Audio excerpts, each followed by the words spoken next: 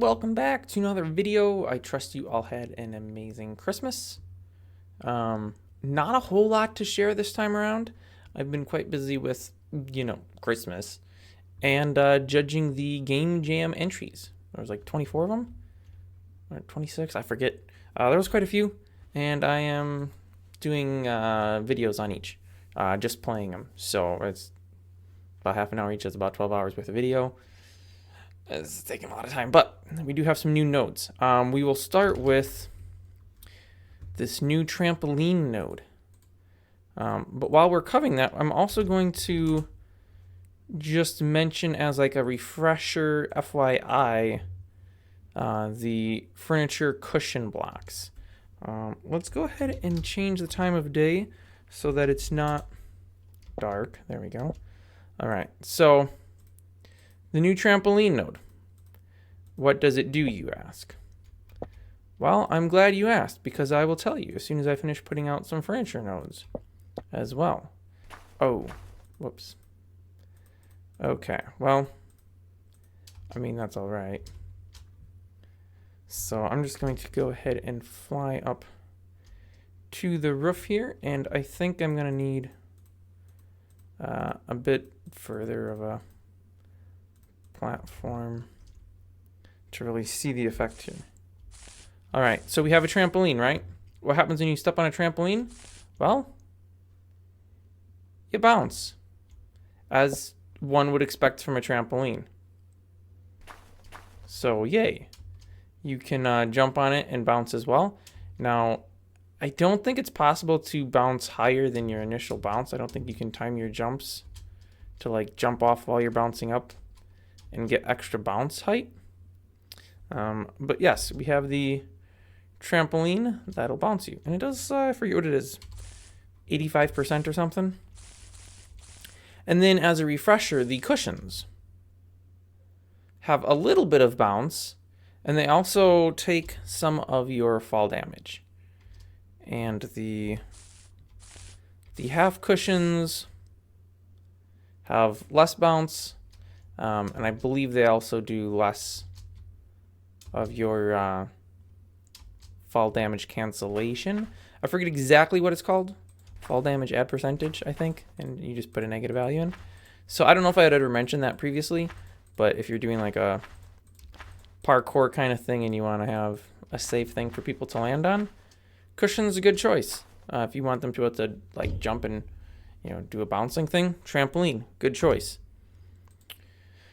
The other, what else? I think I covered the leaves before. There's glitter now. I forget who requested this. I don't know what you wanted it for, but yeah, there's glitter, so you can put glitter on the ground. Yay. You should be able to rotate it with the screwdriver.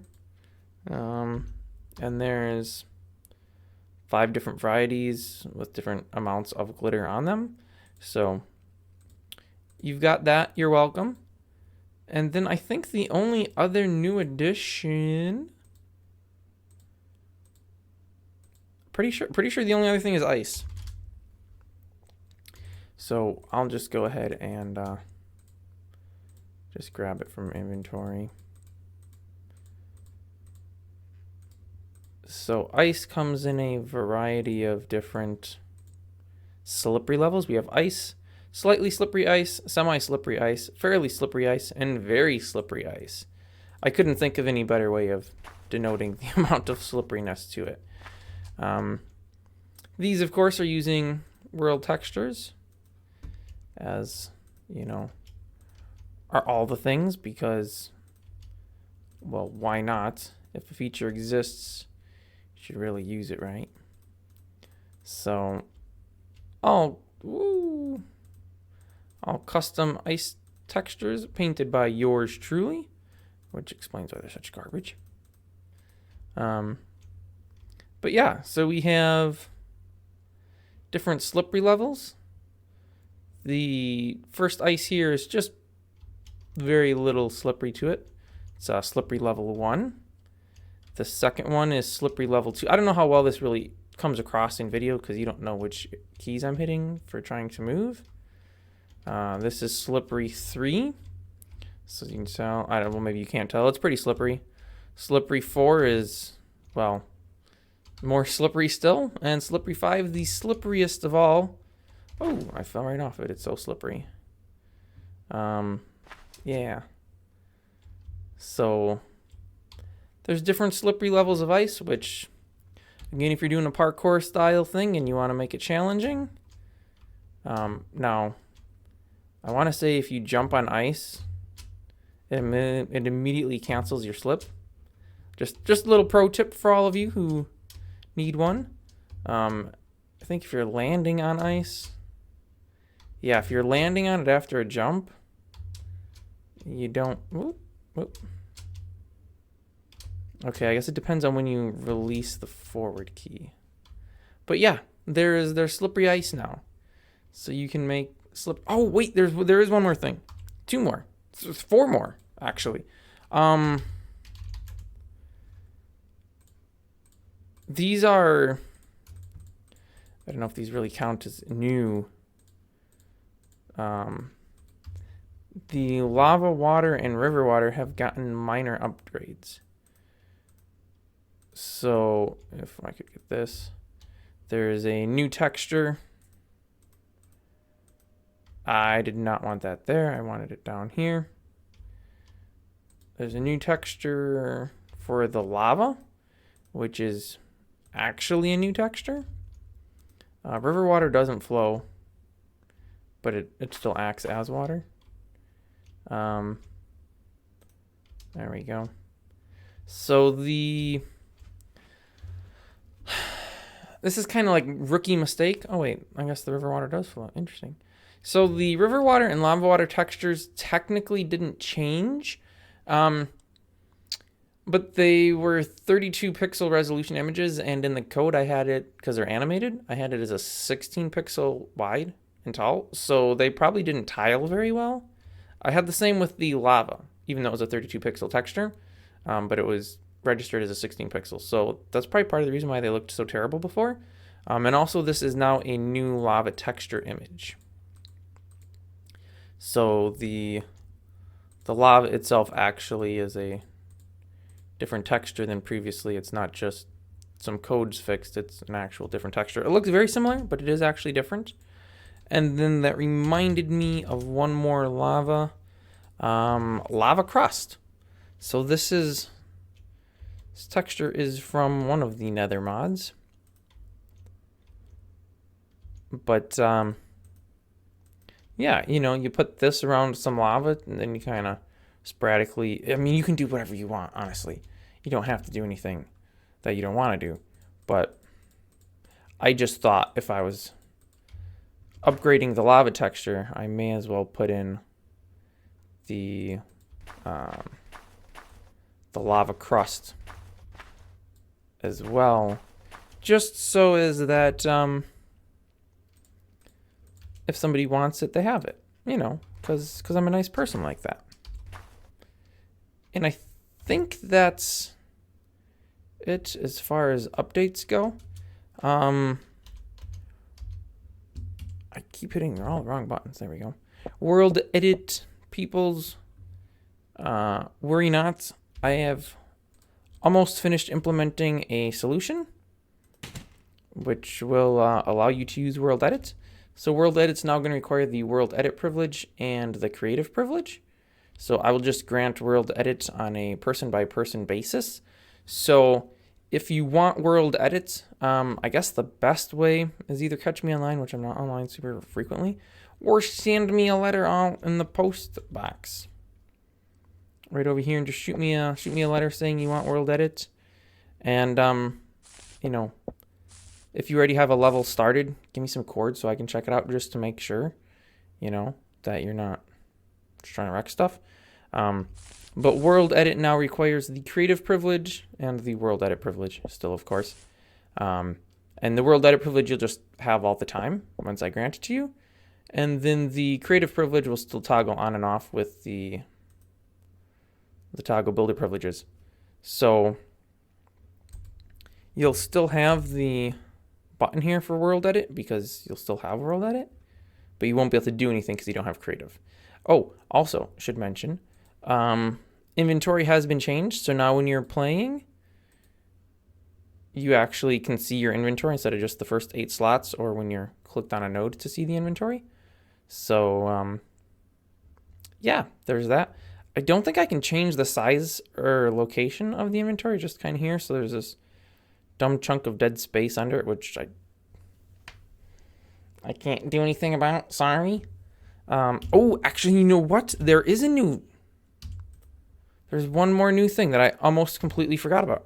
And so then when you go toggle your privileges back, you get your full-size inventory. There's a new task. It comes in the form of 2 nodes. I had completely forgotten about this. This is cool stuff. So we finally have a task that's not you know, something that doesn't make any sense, right? So we have a wood pile and a campfire. And I can, as with everything, configure this. So you could give it an info text if you want. You know, I could just say something like, this isn't a fire. And then we have a minimum time, maximum time, which you can set to anything you want. You have your XP, you know, it's a standard task here. And then we have the wood pile, which, let me just clear some inventory slots here. You can punch, or you can right click to get a log. We have to clear some more inventory slots. You can right click. I think I turned chat off. Yeah. You can only carry 4 logs at a given time. And then once this fire burns out, which is actually going to take crazy long. So I'll put this to 5 and this to 20. I don't know if that actually updates. I don't think it does. But yeah, once the campfire burns out, you can either punch it or right click on it. I'm pretty sure you can do either with the log to start it back on fire. So that's cool, right? We have finally something that's not, you know, oh, hey, perfect. There we go. Light it back on fire. We have something that's not, you know, era inappropriate for a medieval setting or something. So, you know. This also, I'll probably redo the Textron at some point. I'm not really a huge fan of it. Also, should mention there is a goofy thing. Here we go.